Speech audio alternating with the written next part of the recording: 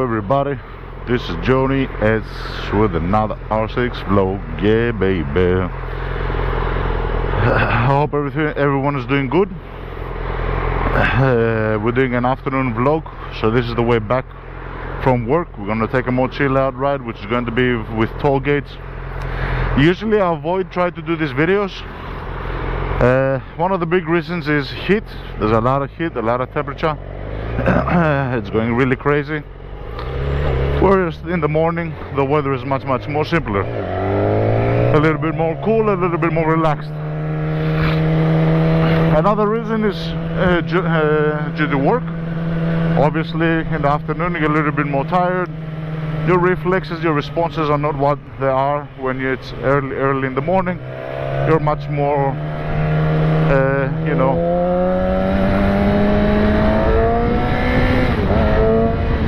you're much more rested, and it's much better for you.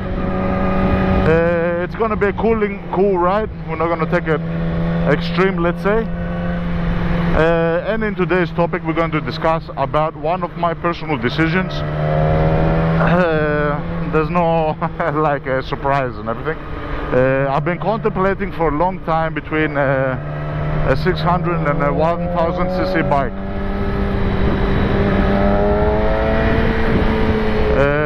And I've been contemplating on this for a long time. Even when I decided to put my bike back on circulation, which was after a period of 6 years that I had not driven this bike, it was put on the side. I had gone into the process of thinking about that perhaps when I fix it, maybe I should sell it and buy a 1000cc bike. We're talking about old 1000cc bikes in comparison something which is similar to the year, make and model of my one. So this is a 2006 R6, and we were looking to something similar, possibly 2006 2007 R1 or 2008, pushing it a little bit, Honda CBR, which was one of my favorite 1000cc bikes.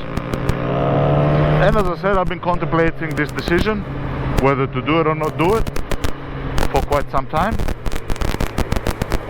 I was never leaning towards any direction until recently, and recently I mean within the past, let's say 2 to 3 weeks, where I have made my decision.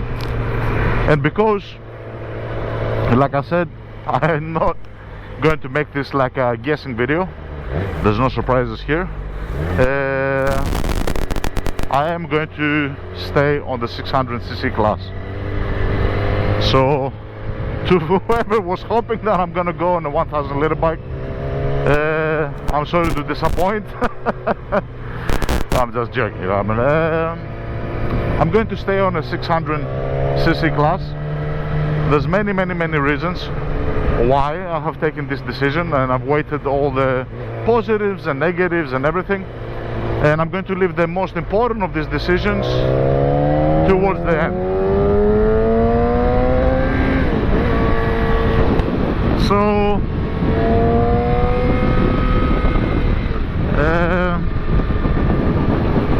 to tell you the truth, after I have made this decision and possibly like let 1 week for the decision to settle in my mind, it is a liberating feeling when you are torn between two things that you're not certain of. It's like, you know, you've got half a foot here and half a foot there. You're not 100%, you know what I mean? And that can affect you in many ways, including sometimes, you know, what you're going to get. There were a couple of things that I used to think about getting on this bike, and because I was not, you know,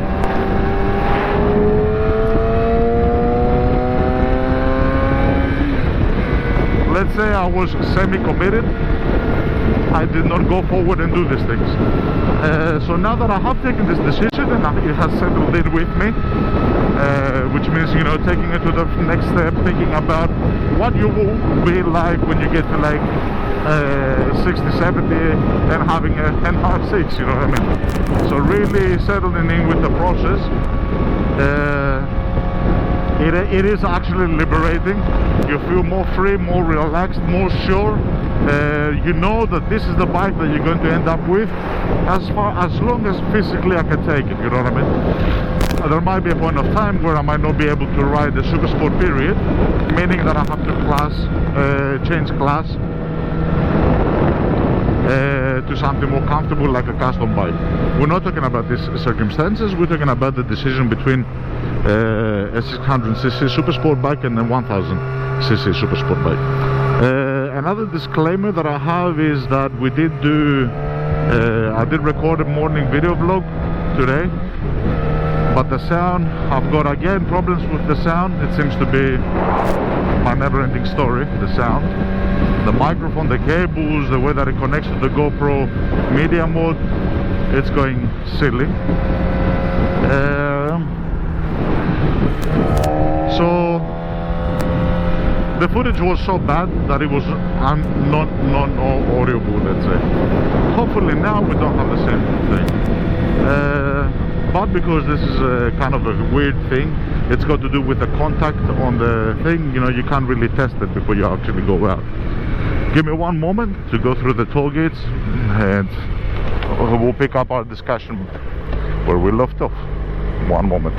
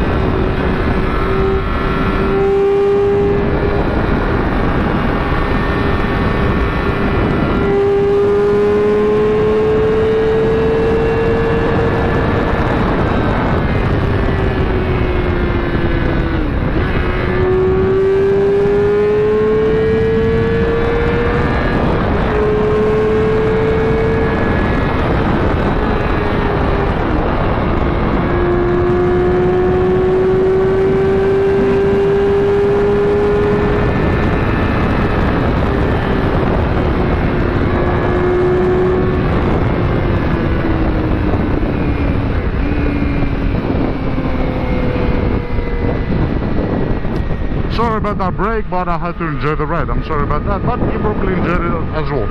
So like I said, the decision has been made final, and there's many parameters which have pushed me towards this decision. Obviously the how can I say the devil's in the detail, and you know, I am not advising anybody to take my decision on this particular subject. It's each to his own, and whatever suits everybody the best. For me, this was the best decision. One of the parameters, and this is not by mean of priority, the last one is the most important one. From then and on, all the other ones are quite, you know, on the same level, let's say. One of the things is age. I'm 44 years old, I've got a kid, responsibility. The older you get, the less you can heal.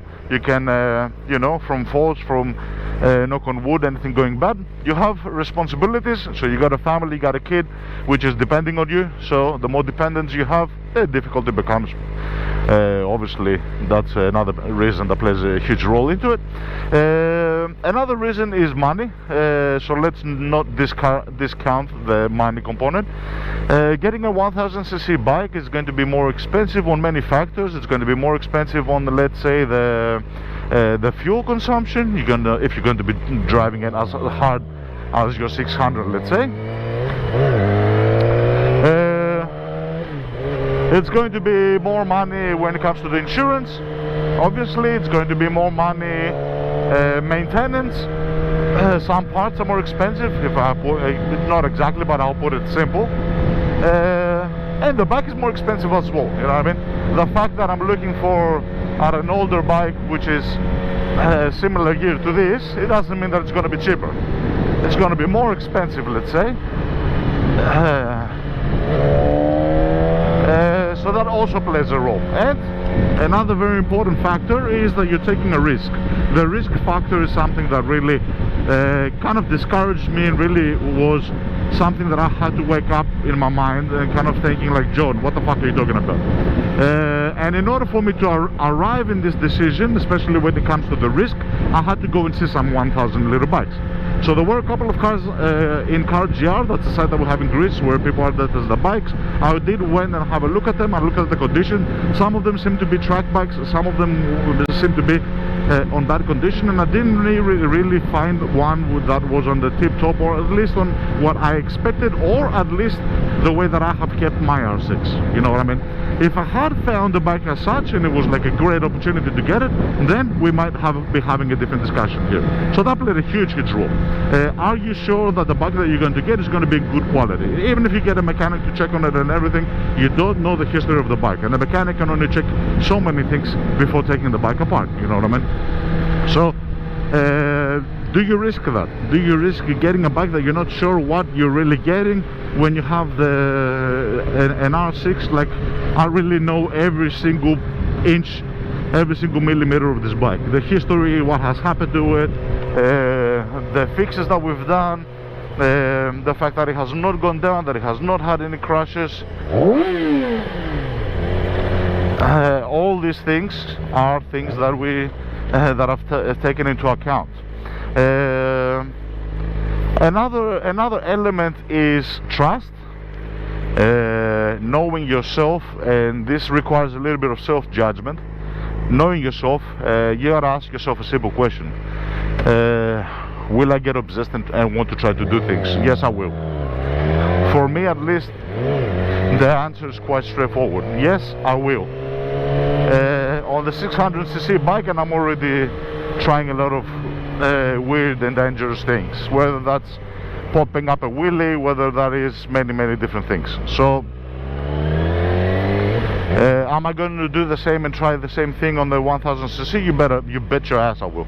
I ain't gonna fucking sugarcoat it and lie and say, no, I'm not gonna do this, I'm gonna take care. No, that's fucking bullshit.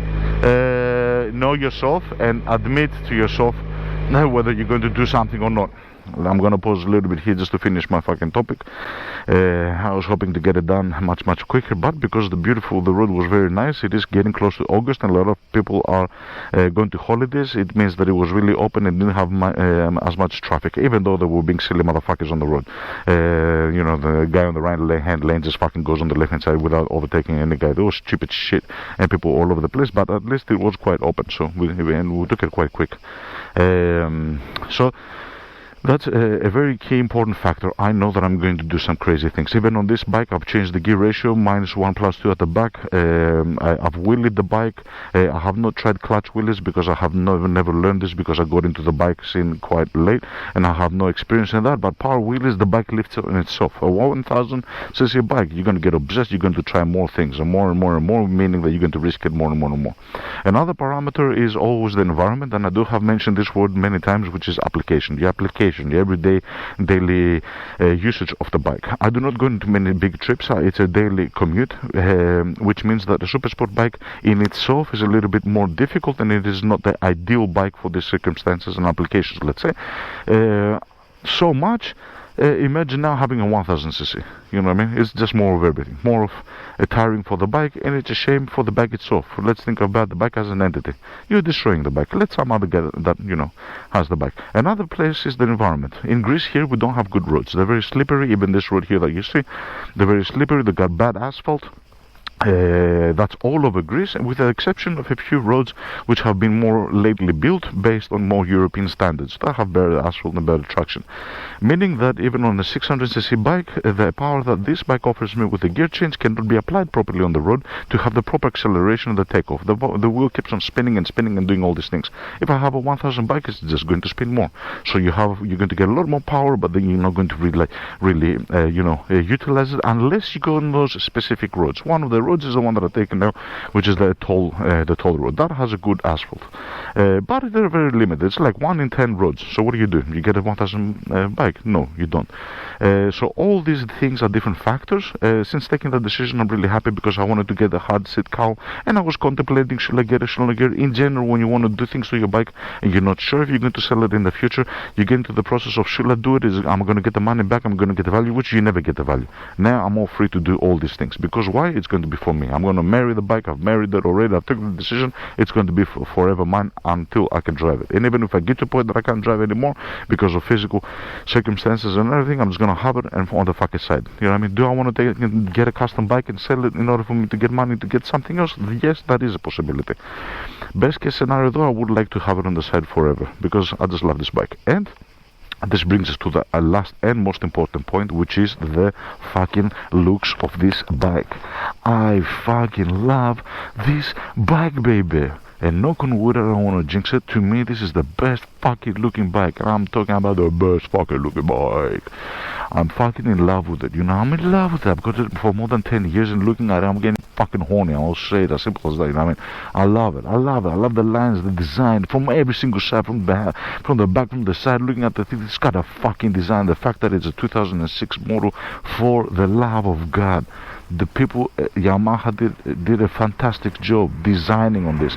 The technology, the power, it's one of the best bikes. Ask anyone that knows about bikes, they will tell you this. You know what I mean? The only bikes that look better than this one, we're talking about 20,000+ euro of bikes, and we're talking about 2022 models and afterwards. So the new age bikes are the only ones that actually look better than this one. All the older ones, this is the one that I like. And if you think about that, that's one of the most important things. You go down, you look at your bike, you gotta fucking love the bike. You gotta look at it and just wanna fucking kiss it. You know what I mean? You love your bike. If you ain't gonna love it that much, you're always gonna have a thing in your mind. You know what I mean? Like I said before, just like when I went to see a couple of bikes and it wasn't that good, it wasn't as good. If they were good, it would have changed your mind. And all these things, when you see that, you know, you're kind of in between. You're looking at the 2008 Honda CBR, you go and you think to yourself, it's not really better looking than my one. It's got the power, but it doesn't have the better look. So what are you doing? You're supposed to be, if you're going to do a move, you're going to be sure that you're getting an upgrade on all levels, that you're going to get something which you think looks better, it's got more power, it's got every single thing on all levels. If you're getting something and it's like, yeah, I'm getting it for the power, but I'm really going to fucking hate the looks of it, and then you're in the middle. And if you're in the middle, don't fucking do it. You know what I mean? That's what happened to me. And is it by luck? I don't know. Some people believe in karma, some people not. Is it by luck that I went and I saw all these 1,000 little bikes in the world picked up? I don't know.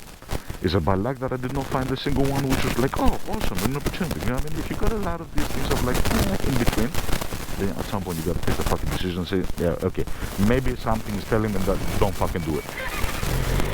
So, to whoever was expecting me to get a 1,000 liter bike, I am sorry to disappoint. To whoever was not, then I got good news for you, baby. 6,000 R6 forever.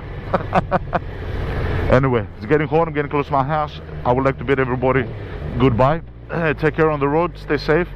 Have a great one. Thank you very much, everybody. Bye bye.